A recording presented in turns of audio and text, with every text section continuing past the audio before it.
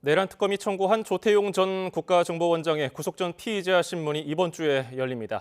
최상병 특검은 두 차례 소환에 응하지 않은 윤석열 전 대통령에게 모레 출석하라고 다시 요구했습니다. 취재기자를 연결해서 자세한 내용 알아봅니다. 신기혜 기자, 조태용 전 원장 영장실질심사가 이번 주에 열리죠? 네, 앞서 내란 특검은 조태용 전 원장에게 국정원법 위반, 직무유기, 증거인멸 등 7개 혐의를 적용해 구속영장을 청구했는데요. 구속 전 피의자 신문은 모레 오전 서울중앙지법에서 열립니다.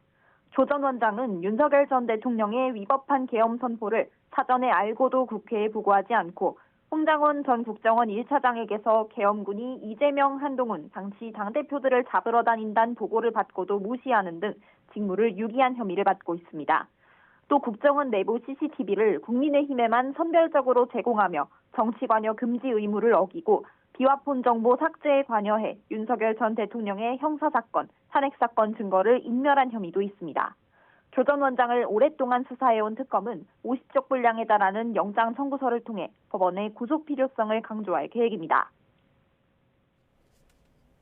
김건희 특검은 어제 오세훈 서울시장과 명태균 씨를 대질 조사했지요?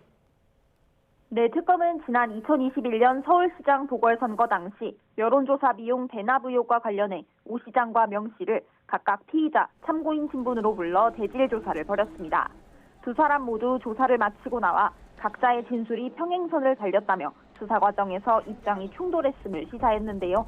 특검은 추가 소환 없이 이번 조사를 바탕으로 오 시장 기소 여부를 결정할 거로 보입니다.